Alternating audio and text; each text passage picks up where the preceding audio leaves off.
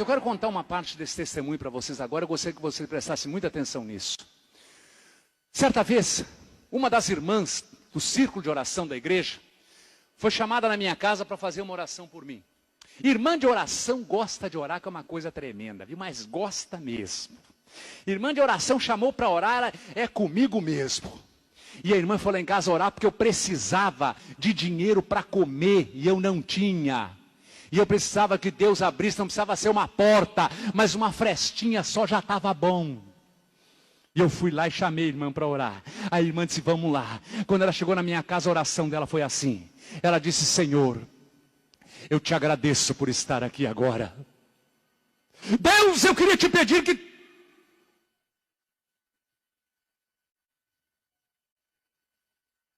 Isso é. O que foi, irmã?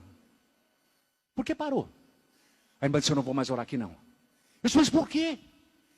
Ela disse, porque tem uma coisa ruim dentro dessa casa. E eu sozinho não oro não. Mas eu vou na igreja buscar as minhas companheiras de oração e venho com elas. Aí eu oro. Sozinho eu não oro não. Eu disse, irmã, então vai logo, mas não perde tempo. Vai agora, porque eu preciso que Deus me dê uma bênção. O abençoador eu não quero. Eu quero a bênção. A irmã foi. Segunda-feira, 9 horas da manhã. Lá vem o exército de Deus. Marchando para a batalha. Aleluia. Eu não estava em casa nesse dia não. Elas me contaram depois o que aconteceu. Quando elas dobraram o joelho para começar a orar, o demônio, Satanás, manifestou-se dentro da minha casa. Mas elas estavam ali. E elas disseram em nome de Jesus Cristo, saia! E ele saiu, foi embora.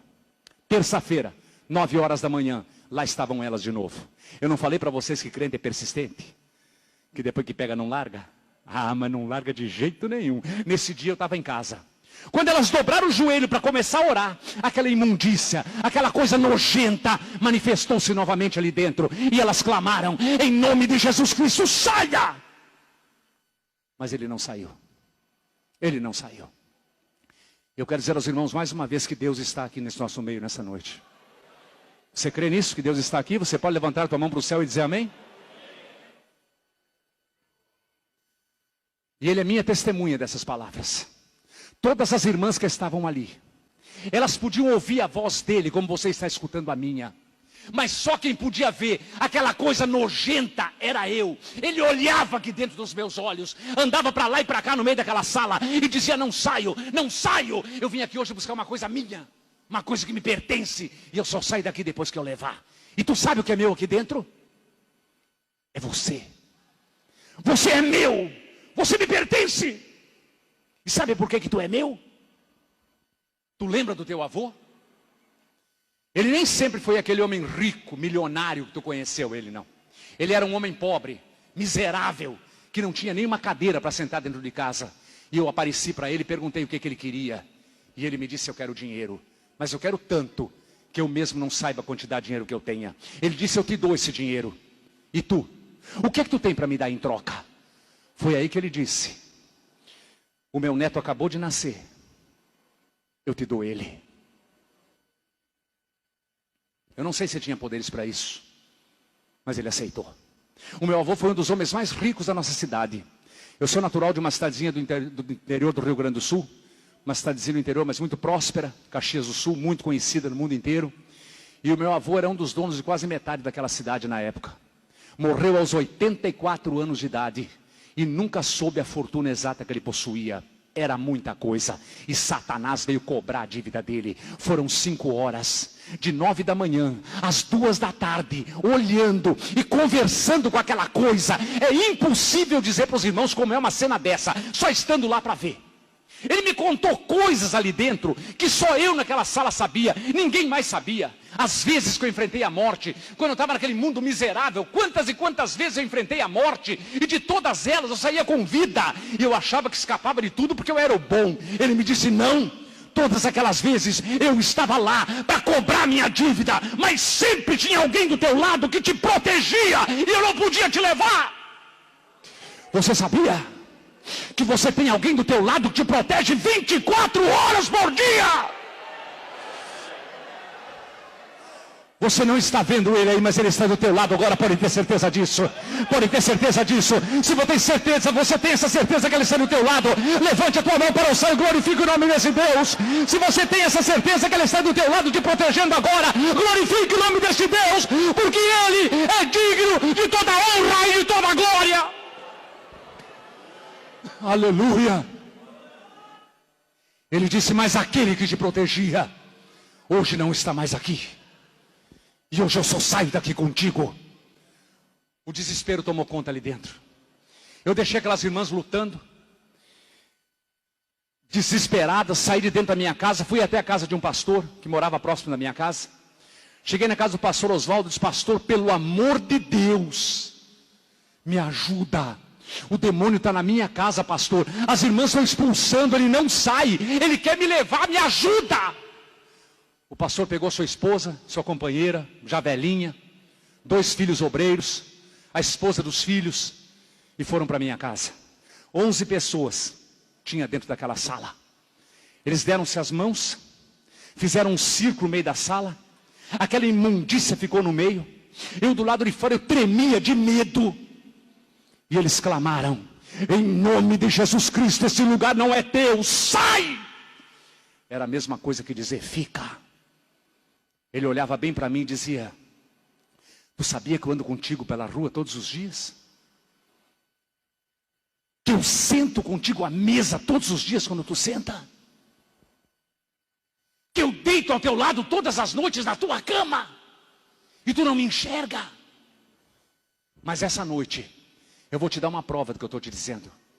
No meio daquela confusão toda ali, um dos obreiros que estava lá, olhou bem para mim e disse, Euclides, pelo amor de Deus, não tem mais jeito, volta para Jesus agora. Eu não aguentava mais, eu queria que ele sumisse da minha frente, eu queria que ele fosse embora, que ele sumisse. Quando ele disse, tu quer voltar para Jesus agora? Eu disse, né? Quero fazer o quê? E tem outro jeito? Quando eu disse isso, ele deu uma gargalhada que estrondou a sala onde a gente estava. E gritou bem alto, é mentira! Ele é falso. Ele é fingido igual a mim. Ele não está voltando coisa nenhuma. E eu não estava mesmo não, de coração não. Só de boca. Ele disse, agora eu vou embora. Mas não foi porque vocês mandaram, não. Eu vou porque eu quero. Mas eu volto. E foi embora. Eu posso até imaginando a pergunta que alguns irmãos podem estar fazendo aí, os obreiros que estão aqui, os pastores. Eu também fiz. Aonde está a promessa? Em meu nome expulsarão os demônios.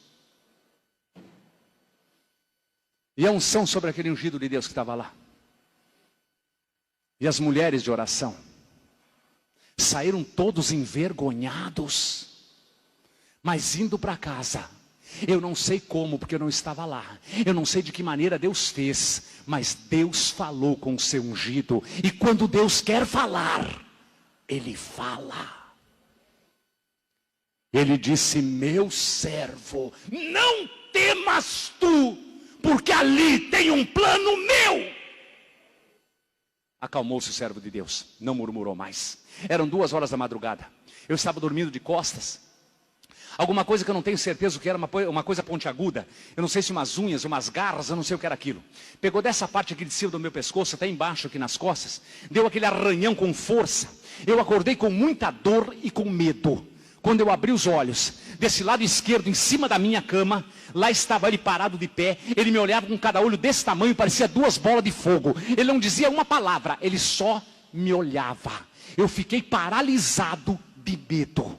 Quando eu consegui abrir a boca, mas eu abri mesmo. Eu virei o rosto para o lado e gritei. Eu disse, o sangue de Jesus tem poder. Quando eu olhei, ele sumiu. Não estava mais. Mas quem disse que eu dormi mais aquela noite? Quem vê aquela coisa não dorme mais. Tem muita gente por aí que fala que ele aparece bonito. Bom, pode ser. Tem outros que dizem que ele tem coisa boa para dar, né? É só saber entender, negociar com ele. Pois eu vos digo, que se Deus permitisse que todo ser humano pudesse vê-lo como ele é, ou pelo menos da maneira que ele se apresentou a mim, uma coisa eu tenho certeza que ia acontecer. Até aquelas palavras que nós costumamos falar no nosso dia a dia, nós pensaríamos 2 vezes para não desagradar a Deus. E eu comecei a contar minha vida para Deus. Aquele mundo sujo que Ele me tirou, a transformação, a ascensão, a queda, o câncer, a cura. E parei naquele demônio e disse: Deus, eu não aguento mais. Será que tu tem poderes para curar um câncer? E tu não tem poderes para expulsar um demônio? Se tu tem alguma coisa para fazer na minha vida ainda, faz agora. E se tu não tem mais nada, pelo menos permita que aquela coisa leve a minha alma para o inferno. Foi isso que ele veio fazer aqui. Essa foi a minha oração. Eu estava chegando próximo da minha casa, quando eu fui tocar na maçaneta da porta da sala para entrar, eu senti uma coisa ruim dentro do meu corpo. Era como se fosse um aviso me dizendo que ele estava dentro da minha casa.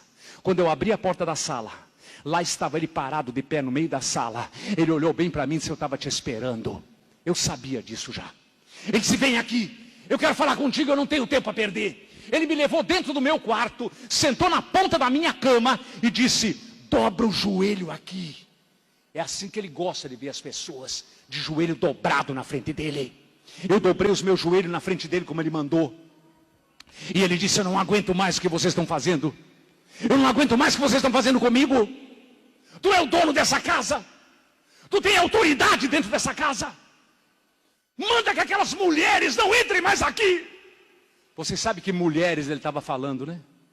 É aquelas que ainda têm, calinho nos seus joelhos.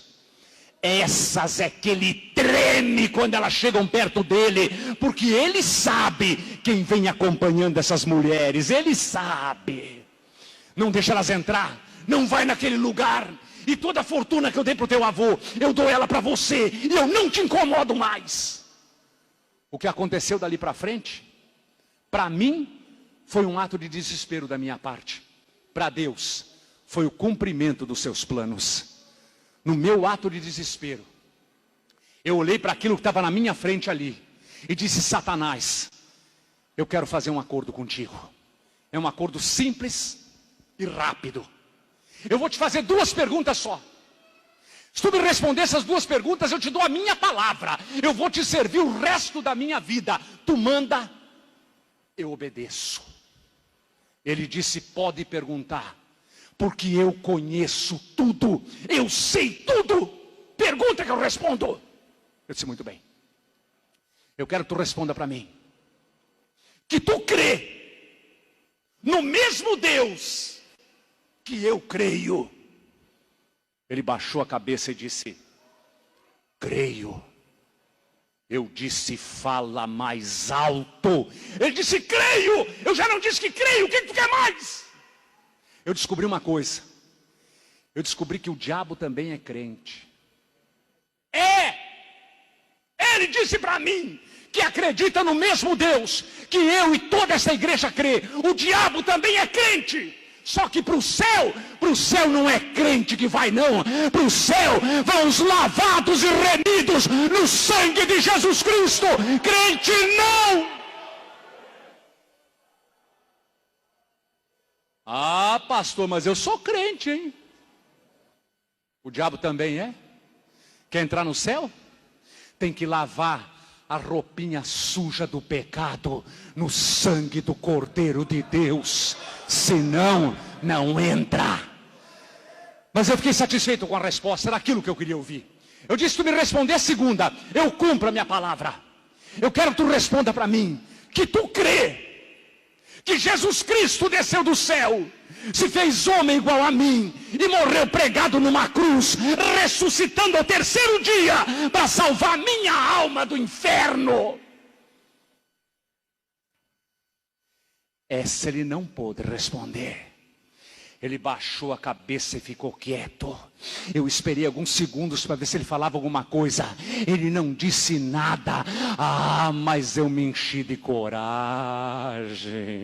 Eu disse: fala, responde, covarde. covarde! Fala que o meu Jesus morreu para salvar minha alma do inferno! Responde, covarde, fala! Ele não falou nada. Eu disse, tu não fala? Então eu falo. Eu saí de dentro daquele quarto. Ele ficou desesperado, ele batia com aqueles cascos sujos no chão, na parede, ele gritava, berrava, urrava. Ele dizia, para, o que é que tu vai fazer? Para! Eu fui lá na minha sala, e ela ainda estava lá, abandonada, repudiada, estava velha, suja, cheia de poeira. Mas ela ainda estava lá. No mesmo lugar. Aleluia.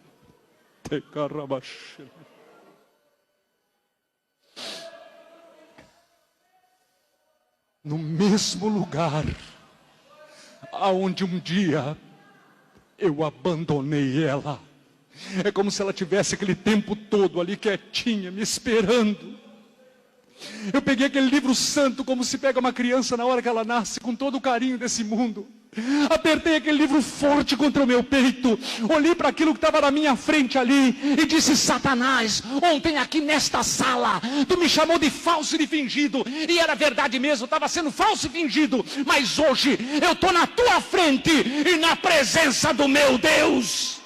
Eu dobrei os meus joelhos ali na frente dele e disse, Senhor, me recebe de volta o meu corpo, a minha alma, o meu espírito são teus. Eu tive a maior alegria que um servo de Deus pode ter na sua vida. Eu pude ver com os meus olhos aquela imundícia caindo lentamente aos meus pés e sem defesa nenhuma. E alguém que eu não pude ver, mas com certeza eu sei quem era. Pegou a minha perna, colocou em cima dele. O Senhor me renovou com o Espírito Santo naquela hora. E ali, no meio de línguas estranhas, eu disse, Satanás, em nome de Jesus Cristo, Filho de Deus, saia! E ele saiu para nunca mais voltar. Choragandarabacharia da lavadaia.